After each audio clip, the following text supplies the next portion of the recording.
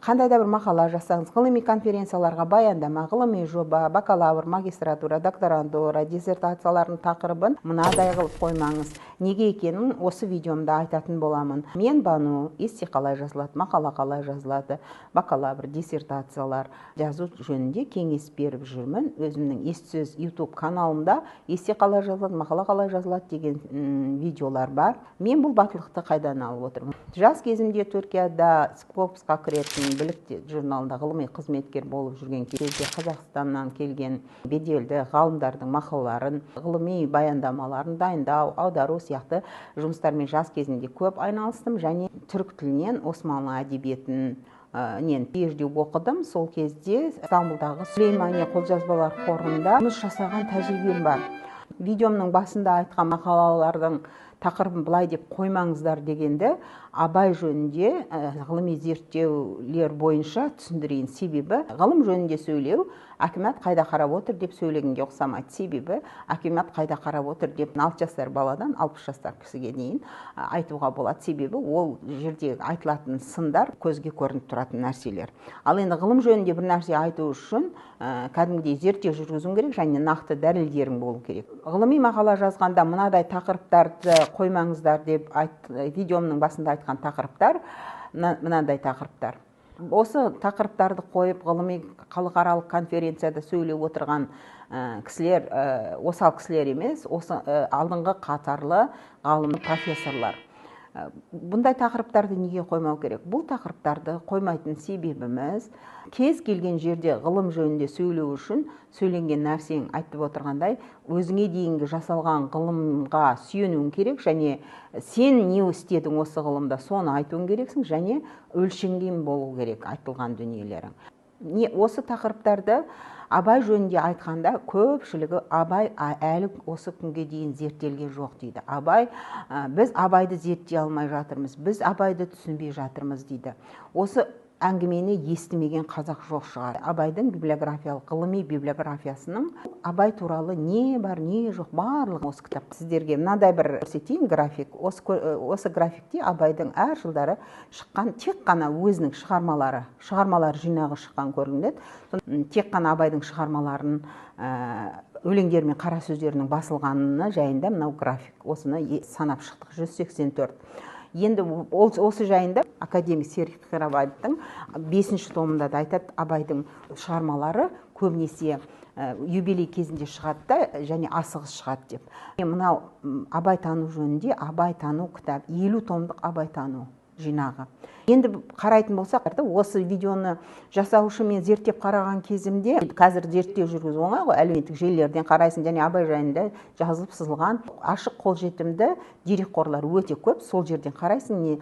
Сонда зерттеп қарағанымда Абай жөнінде әлі күнге дейін қазақ әдебиетінің белді ғалымдарының айтқан берген интервьюларын зерттеп қараған кезімде былай деп айтып отыр. Абайдың әлі библиографиясы жазылған жоқ, Абайдың әлі лабораториясы зерттелген жоқ дейді. Кім сөйлесе, Абайды біз әлі түсінген жоқпыз, немесе Абай әлі толық зерттелген жоқ, Абайды қазақ түсінбей жатыр, Абайды әлемге танытуымыз керек деп сөйлейді. Яғни әлемге таныту үшін не істеу керек? Аударма арқылы да Абайды таныта алмаймыз. Себебі аудармада да менің тәжірибем бар. Қазақ ғалымдарының шығармаларын түрік тіліне аударғандардың алғашқыларының бірімін. Академик Нысанбаев деген Қазақстанда Дедек Қорқыт деген кітабын түрік тіліне аударды. Абай жөнінде қай ғалым сөйлесе де, біз Абайдың мұрасын шетелге таныта алмай жатырмыз, әлемге таныта алмай жатырмыз деп өздері де айтып отырады. Мен де зерттеп көрдім.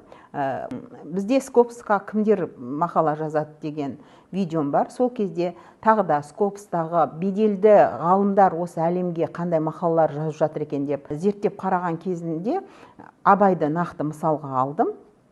Сол кезде барлығы 22 мақала жөнінде видео жасап қойдым.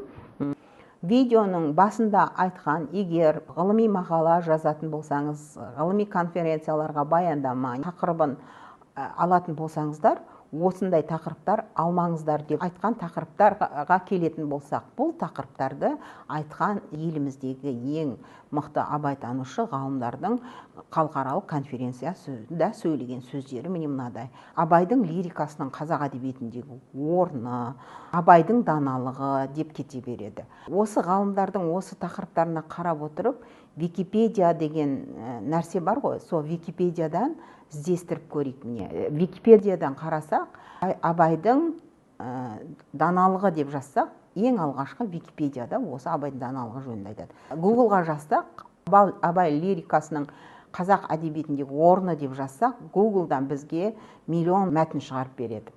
Демек, ол бір қазақ әдебиеті профессорының да, немесе магистрінің де, PhD докторының да, тіпті бакалаврының да, және қандай да бір ғылыми конференцияға ұсынатын мақала тақырыбы емес. Неге десеңіз, мысалы, Абайдың даналығы деген тақырыпта не зерттейсіз?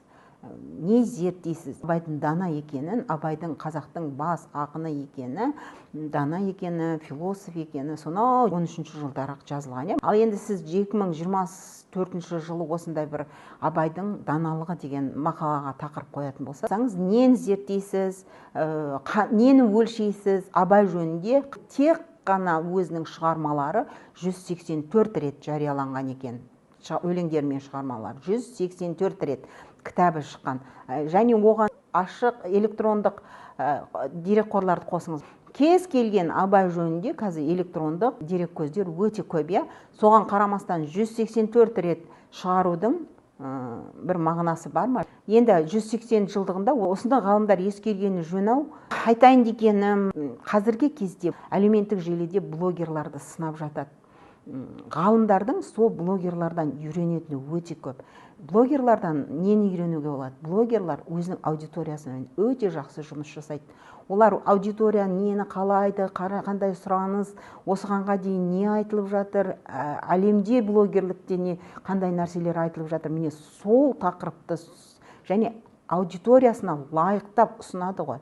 Міне осы мәселені ғалымдар үйрену керек деп ойлаймын. Себебі бізде осындай халықаралық бір конференцияға баяндама жасаған ғалым, профессордың шыққан аудиториясы, профессорлар, сол саланың ғалымдары, ең азынан студенттер ғой, сол факультетті, сол саланы оқып үйреніп жүрген. Сондықтан да сол аудиторияға лайықтап баяндама жасауды және сол аудиторияға лайықтап зерттеу жасайды блогерлерден үйренуді ұсынамын. Ғалымдар, блогерлардан үйреніңіздер дер едім. ChatGPT маған қазақша Абайдың даналығы туралы айтып берші. Әрине Бану, Абай Құнанбаев, қазақтың ұлы ақыны, ойшылы және ағартушысы. Оның даналығы қазақ халқының рухани мәдениетінің ажырамас бөлігі болып табылады. Абайдың шығармалары терең философиялық ойлар мен моральдық құндылықтарды қамтиды. Абайдың даналығының басты қағидаларының бірі білім мен ғылымға ұмтылу. Ол болмасаң да ұқсап бақ, бір ғалымды көрсеңіз деп, жастарды білім алуға және өздерін жетілдіруге шақырады. Сонымен қатар Абай адамгершілік пен әділеттілікке үлкен мән берген. Оның қара сөздерінде адалдық, шыншылдық, еңбекқорлық, мейірімділік сияқты қасиеттерді дәріптеген. Абайдың шығармашылығы арқылы қазақ халқының ұлттық санасы, мәдениеті және рухани құндылықтары бүгінгі күнге дейін сақталып келеді. Оның өлеңдері мен қара сөздері қазіргі заманның да өзекті мәселелеріне жауап табуға көмектеседі. Абайдың даналығы тек қазақ халқына ғана емес, бүкіл адамзатқа ортақ құндылықтарды насихаттайды. Рахмет туралы айтшы. Басқа сұрақтарың немесе өтініштерің болса, айтып бер. Енді Абайдың лирикасының қазақ әдебиетіндегі орны деген тақырып туралы айтып берші. Абай Құнанбаевтың лирикасы қазақ әдебиетінде ерекше орын алады. Ол қазақ поэзиясын жаңа деңгейге көтеріп, оның мазмұны мен формасын байытты. Абайдың лирикасында терең философиялық ойлар, адамгершілік құндылықтар, әлеуметтік мәселелер және ұлттық болмыстың көріністері бейнеленеді. Абайдың лирикалық өлеңдері бірнеше тақырыпты қамтиды. Махаббат және табиғат лирикасы. Абайдың махаббат лирикасы таза сезім мен адам жанын суреттейді. Оның табиғат лирикасында қазақ даласының сұлулығы, табиғат құбылыстарының адам өмірімен байланысы көрініс табады. Мысалы, жылсыз түнде жарық ай, көзімнің қарасы өлеңдері. 2. Ағартушылық және білім. Абайдың лирикасында білім мен ғылымға ұмтылу, білімнің маңыздылығы жайлы көптеген ойлар бар. Ол жастарды білімге шақыра отырып, надандық пен кертартпалықты сынға алады. Әлеуметтік әділеттілік және адамгершілік. Абай қазақ қоғамының әлеуметтік мәселелерін қозғап, әділетсіздік пен зұлымдықты сынға алды. Ол адалдық, шыншылдық, еңбекқорлық сияқты қасиеттерді дәріптеді. Абайдың лирикасы қазақ әдебиетінде жаңа бағыттың бастамасы болды. Ол қазақ поэзиясына жаңа ырғақ, жаңа форма мен жаңа мазмұн енгізді. Абайдың шығармалары арқылы қазақ әдебиеті әлемдік әдебиетпен терезесі тең деңгейге көтерілді. Абайдың лирикасы қазіргі қазақ әдебиетіне де үлкен ықпал етті. Оның өлеңдері мен қара сөздері қазіргі заманның да өзекті мәселелеріне жауап табуға көмектеседі. Сондықтан Абайдың лирикасы әрқашан өзекті болып қала береді. Рахмет, ChatGPT. Әрине, Бану. Басқа сұрақтарың немесе өтініштерің болса, айтудан тартынба. Көмектесуге әрқашан дайынмын. Көп рахмет, бүгінге осы жетеді.